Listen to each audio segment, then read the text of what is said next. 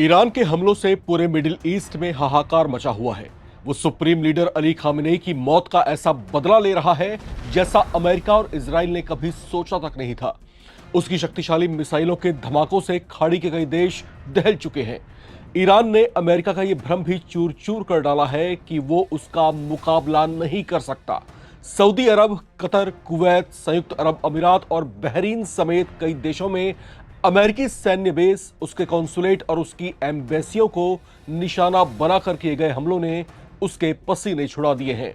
Saudi अरब के Prince सुल्तान airbase पर मिसाइलों से किए गए हमलों में अमेरिका को सबसे बड़ा नुकसान हुआ, जिसमें उसका बोइंग KC-135 स्ट्रेटो टैंकर भी तबाह हो गया।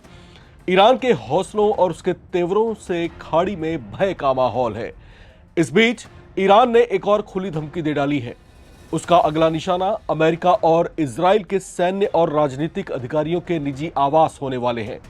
ईरान ने धमकी देते हुए इसे अपना लीगल टारगेट बताया है। इजराइल और अमेरिका के साथ छिड़े युद्ध के एक महीना पूरा होने के बाद ईरान के संयुक्त सैन्य कमान के प्रवक्ता इब्राहिम ज़ोल्फ़घरी ने एक बयान जारी किया, जिसमें उन्होंने कहा कि अब उनके निशाने पर अमेरिका और इजराइल की मिलिट्री और सिविल ऑफिसर्स के निजी आवास होंगे। इब्राहिम ज़ोल्फ़घरी ने कहा कि अगर इजराइल और अमेरिका को ईरान के मासूम आम शहरियों के जानों की परवाह नहीं है और अगर वो रिहायशी इलाकों पर हमले कर रहे हैं तो फिर जवाब और इंतकाम वैसा ही होगा। ईरान की ओर से ये सीधी धमकी उन अधिकारियों के लिए है जो इस समय मिडिल ईस्ट और इजराइल में तैनात हैं और इस युद्ध में किसी न किसी तरह से सक्रिय भी हैं। ईरानी सैन्य कमान के प्रवक्ता ज़ोल्फ़घरी ने कहा कि यह फैसला इस वजह से लिया गया है क्योंकि अमेरिका और इजराइल ने ईरान के अलग अलग शहरों में आम लोगों के घरों पर हमले किए हैं। इस जंग में इजराइल और अमेरिकी फोर्सेस की ओर से ईरान के आम लोगों पर किए गए हमलों पर भड़कते हुए ईरानी IRGC ने कह दिया है कि अगर अमेरिका ने ईरान के खिलाफ जमीनी लड़ाई शुरू करने की कोशिश भी की तो अमेरिकी सैनिकों को आग के हवाले कर दिया जाएगा। ईरान की इन धमकियों को संभावित तौर से अमेरिका गंभीरता से लेगा क्योंकि इस जंग में ईरान ने जो कहा है वो करके दिखाया भी है।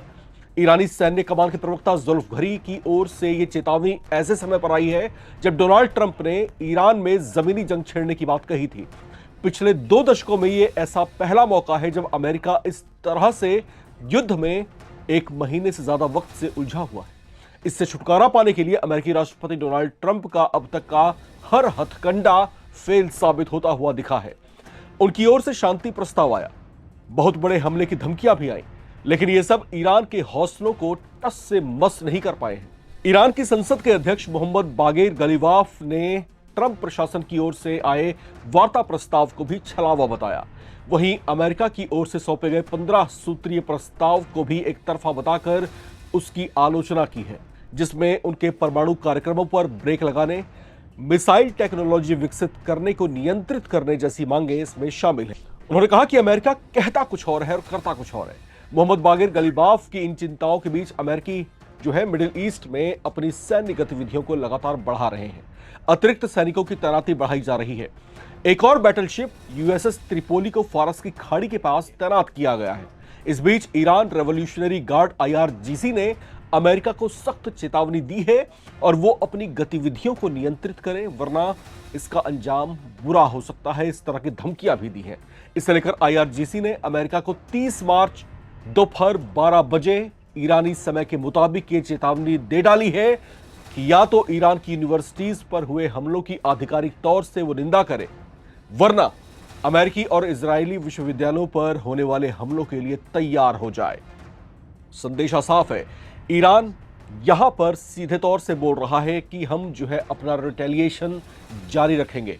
जवाबी कार्रवाई इससे भी ज्यादा तीव्र हो सकती है। बदले की कार्रवाई वैसी होगी जिस तरह के हमले उस पर किए जा रहे हैं और अब तक ईरान ने जो कहा है वो करके दिखाया भी है। लिहाजा इस जंग के 1 महीने बाद भी मिडिल ईस्ट में यह तनाव जस का तस बना हुआ है। लगातार चिंताएं बढ़ती जा रही हैं। मिडिल ईस्ट में घमासान लगातार तेज होता जा रहा है। अमेरिकी फोर्सेस इस पूरे क्षेत्र में लगातार बढ़ती जा रही हैं। उनका रेपुटेशन जो है लगातार बढ़ाया जा रहा है, अतिरिक्त फोर्सेस की तैनाती की जा रही है। और ये सब तब हो रहा है जब डोनाल्ड ट्रंप एक तरफ ये बयान दे रहे हैं कि ईरान जो है अब हमले करना बंद कर दे, बैठ करके अब वार्ता करते हैं, इस पूरे गतिरोध को अब शांत करते हैं। एक तरफ ये प्रस्ताव है, एक तरफ इस तरह की बयानबाजियां हैं, और दूसरी तरफ मिडिल ईस्ट में जो अमेरिकी सैन्य गतिविधियां हैं, ये दोनों आपस में बेहद कॉन्ट्राडिक्टरी हैं, विरोधाभासी हैं। डोनाल्ड ट्रंप के दिमाग में इस समय क्या चल रहा है? वो कहते कुछ और है, करते कुछ और है।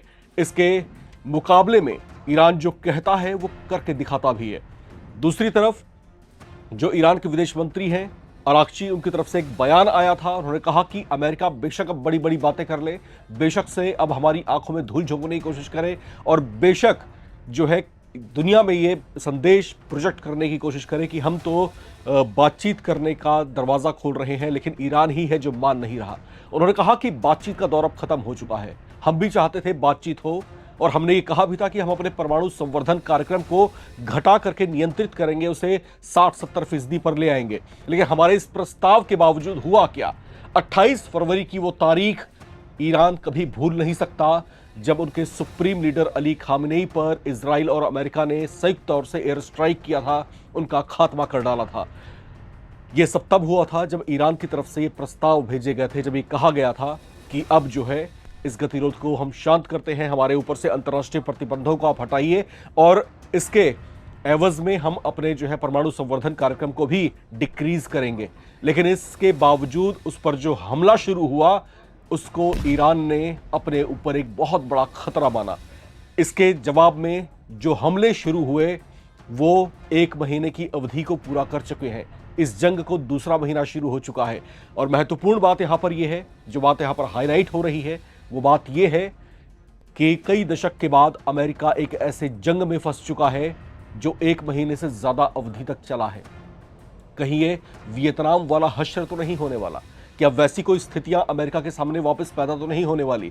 डोनाल्ड ट्रंप जो दुनिया में खुद को शांति का देवदूत, शांति का मसीहा साबित करने की कोशिश कर रहे थे, क्या जाते जाते अपने ऊपर एक बुरा बट्टा तो नहीं लगा जाएंगे, एक बुरी छाप तो नहीं छोड़ जाएंगे? क्योंकि यहां पर जिस तरह से डोनाल्ड ट्रंप ने यह जताने की कोशिश की थी कि पिछले साल जनवरी में जब से वो सत्ता में आए हैं, तब से अमेरिका के दिन पलट गए हैं। उन्होंने ये बताने की कोशिश की थी कि हमारा जो रेवेन्यू है किस तरीके से बढ़ रहा है। उन्होंने ये प्रोजेक्ट करने की कोशिश की थी कि अमेरिका फर्स्ट की पॉलिसी पर हम चलेंगे, और अमेरिका जो है एक मजबूत नेशन के तौर पर एक नई इबारत गढ़ेगा। लेकिन उनकी तमाम कोशिशों पर अब पानी फिरता हुआ दिखाई दे रहा है। उनकी त्वरित कार्रवाइयां, उनकी अदूरदर्शिता कहीं ना कहीं उनके लिए एक कठोर अनुभव साबित हो रही हैं, और ये मुसीबत में डाल रहा है उस अमेरिका को जो इस युद्ध में पड़ना नहीं चाहता था। क्योंकि अमेरिकी कंसेंसस कहीं ना कहीं इस बात को रिफ्लेक्ट कर रही हैं, और ये ब्लेम डोनाल्ड ट्रंप प्रशासन पर डालने की कोशिश कर रही हैं कि इस युद्ध से बचा जा सकता था, जिसमें अमेरिका ना चाहते हुए भी कूद पड़ा है, और इस तरीके से कूद पड़ा है जहां से पीछे मुड़कर वापस आने का रास्ता बहुत संकरा है। अब डोनाल्ड ट्रंप इन हालात से कैसे निपटेंगे? क्या ईरान मानेगा? क्या ईरान शांति वार्ता के लिए जो है राजी होगा? अगर नहीं होगा तो इस जंग की परिणति क्या होगी, इसका अंजाम कैसा होगा? आपको क्या लगता है? लिखकर कमेंट बॉक्स में जरूर शेयर करें। देखते रहे नवभारत टाइम्स।